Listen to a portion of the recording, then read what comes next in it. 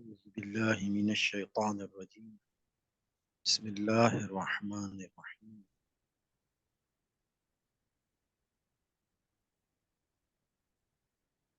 بعثت رسول اکرم صلی اللہ علیہ وسلم یہاں تک کہ مالک نے اپنے وعدے کو پورا کرنے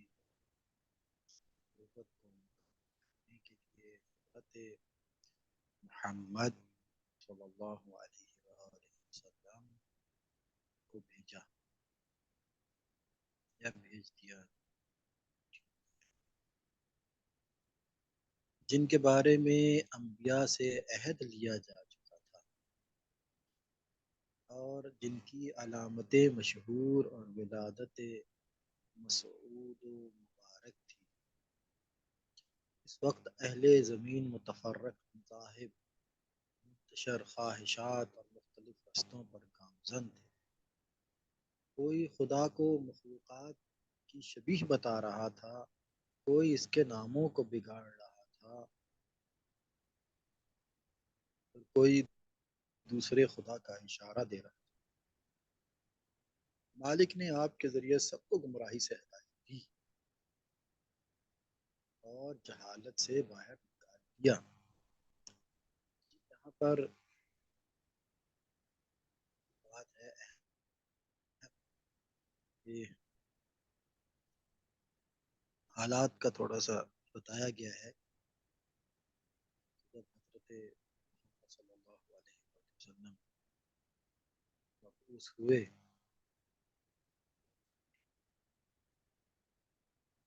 تو ایک تو یہ ہے کہ ان کے بارے میں پہلے سے ہی پہلے والے انبیاء نے ان کی علامتیں بتائی تھیں اور ان کی آمد کی مبارکباد دی تھی، اور اہل زمین کی کیا صورتحال تھی اس وقت؟ وہ یہ تھی کہ مختلف یعنی لوگ مذاہب میں بڑھ چکے تھے، مختلف فکروں میں، مختلف اعتقادات میں اور خواہشات میں۔ اصل میں یہ جو خواہشات کا لفظ آیا نا یہاں پہ، منتشر خواہشات، میں یہ سمجھتا ہوں اس کی طرف یعنی میں متوجہ ہوا ہوں اس حوالے سے کہ مذہب بنیادی طور پر جب خواہشات پہ سوار ہو جاتا ہے تو فرقہ بنتا ہے، تو ورنہ تو مذہب جو ہے وہ تو خدا کی اگر اطاعت میں رہتے ہوئے انسان اپنی خواہشات کو خدا کی اطاعت میں رکھے تو فرقہ نہیں بنتا، اور نہ ہی کوئی ایسی چیز جو ہے وہ پروان چڑھتی۔ مختلف راستوں پر گامزن، تو اسی اعتبار سے لوگ پھر خدا کی بھی مختلف شکلیں بناتے تھے، نام کو بڑھتے تھے اور اسی طرح کے سلسلے چلتے تھے۔ تو یہ سلسلہ اب خدا سے بڑھ گیا۔ پہلے تو لوگ خدا کے نام بگاڑتے تھے، تو بعد میں پھر وہ سلسلہ جب یعنی مختلف شکل اختیار کر کے جو فرقے اسلام کے اندر فرقے بنے تو انہوں نے پھر بہت کچھ بگاڑا، خدا کو بھی بگاڑا، رسالت کو بھی، اور اسی طرح ہدایت کے دوسرے ستون جو ہے ان کی بھی کئی شکلیں بنائی، ان کی بھی کئی شرائط اور کئی حوالے، تو وہ فرقہ جو ہے نا وہ پھر اسی طرح آگے بڑھتا چلا گیا۔ تو یہ اس قدر بری صورتحال تھی۔ اب یہاں پر ایک حوصلہ افزا بات یہ ہے کہ جتنی بھی بری صورتحال ہو، جتنی بھی فرقہ واریت ہو جائے، ایسا نہیں ہے کہ اس کی اصلاح نہیں ہو سکتی، اس کو ٹھیک کیا جا سکتا ہے۔ صرف بات یہ ہے کہ خدا کی ہدایت اس کی طرف پلٹنے کا ارادہ کیا جائے اور خدا کی ہدایت کی طرف آگے بڑھا جائے، واضح ہدایت جو ہے کم از کم اس کی طرف بڑھا جائے اور اپنی خواہشات ختم کر کے اس کا مرکز خدا کو بنایا جائے اور خدا کی اطاعت کو مرکز بنایا جائے، تو بڑی واضح واضح سی باتیں ہیں۔ خیر، حضرت آگے فرماتے ہیں کہ اس کے بعد اس نے آپ کی ملاقات کو پسند جی بالکل پڑھا تھا کہ آپ کی ملاقات کو پسند کیا اور علامات سے نوازنے کے لیے اس دار دنیا سے بلند کر دیا بس۔ تو خدا سے ملاقات مرحلہ ہے، موت کا مرحلہ، خدا سے ملاقات کی قرآن میں بھی ہے کہ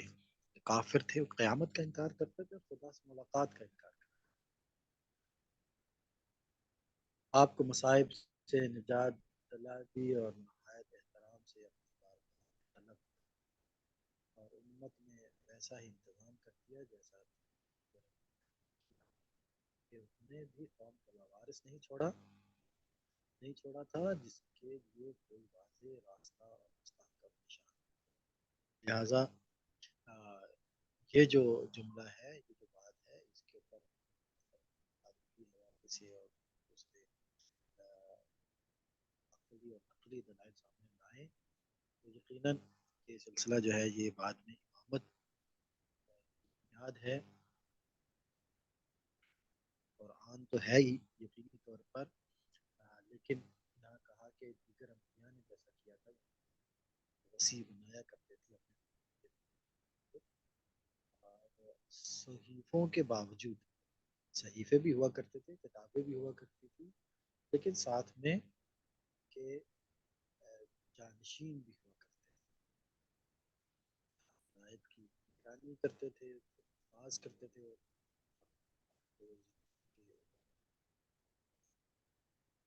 تو یہاں پر مختصر سا جانشینی کا تعارف کروا کے قرآن اور احکام شرعیہ کی اہمیت بیان فرما رہے ہیں کہ قرآن اور احکام شرعیہ انہوں نے تمہارے درمیان تمہارے پروردگار کی کتاب کو چھوڑا، کریم جس کے حلال و حرام، فرائض و فضائل، حاصل و منسوخ، رخصت و عظیمت، خاص و عام، عبرت و مثال، مطلق و مقید، محکم و متشابہ، سب کو واضح کر دیا۔ اب یہ اصطلاحات ہے، یہ کوئی الفاظ کا تکرار نہیں ہے، یہ الفاظ یہ ایسے نہیں ہے کہ بات کی خوبصورتی کے لیے، جملوں کی خوبصورتی کے لیے لطیف قافیے ملا دیے گئے ہوں، ایسی بات نہیں ہے، علمی اصطلاحات ہیں اور ہر ایک کی حدود و قیود ہیں، ان کی شرائط ہیں۔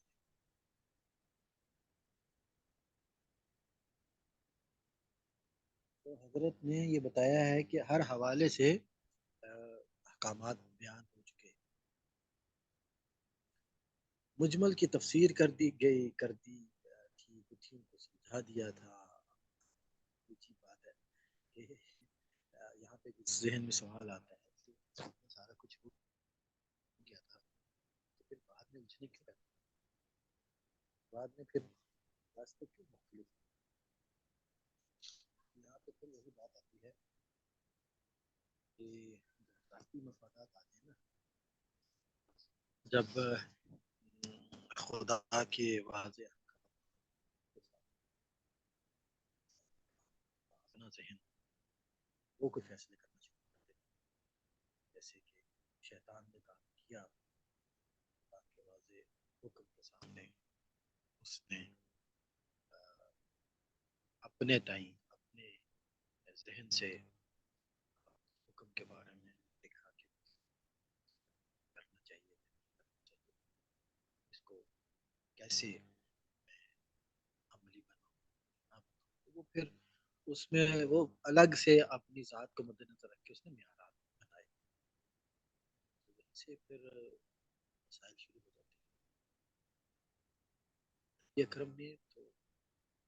چھوڑنی ہی نہیں تھی، اللہ کے نمائندے تھے اور طاقت کر رہے تھے، تو وہ کیسے چھوڑ سکتے تھے بات کو، اور سمجھنے والے بھی کافی حد تک باتوں کو سمجھتے تھے، ایسی بات نہیں ہے کہ وہ باتوں کو سمجھتے نہیں تھے، لیکن ایک تو ظرف کی پاکیزگی کا مسئلہ بھی ہوتا ہے، اور دوسرا یہ ہے کہ ظرف کی ظرفیت کا مسئلہ بھی ہوتا ہے، اس کی بنیاد پر بھی حالات واقعہ تبدیل ہو جاتے ہیں۔ اس میں بعض آیات ہیں جن کے علم کا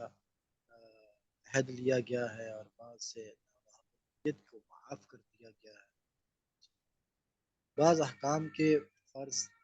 کا کتاب میں ذکر کیا گیا اور سنت سے منسوخ ہونے کا علم حاصل ہوا، یا سنت میں اس کے وجوب کا ذکر ہوا ہے جبکہ کتاب میں ترک کرنے کی آزادی کا ذکر تھا، بعض احکام ایک وقت میں واجب ہوئے ہیں اور مستقبل میں ختم کر دیے گئے ہیں،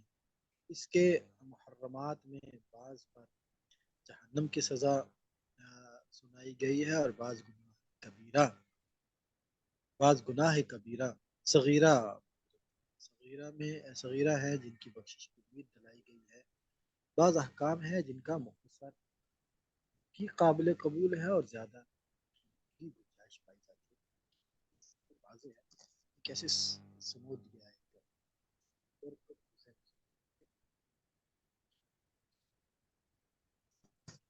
اتنی معلومات حضرت نے دی اور ان کی شناخت کروائی اور بتایا اور سمجھایا، یہ ساری کوئی ایسی بات حضرت نے نہیں چھوڑی ہوگی کہ بھی آئندہ جو ہے وہ خود ان باتوں کو سمجھ جائیں گے اور اپنے جانشین کے سپرد کیا ہوگا کہ اس کی جو وضاحت ہے وہ آپ بتائیں، اگر بعد میں آنے والی نسلیں پوچھتی ہیں تو ظاہر ہے کم از کم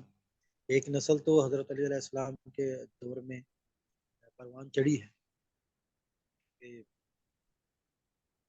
30 سال کا عرصہ ہے کہ جو نبی اکرم کے بعد تو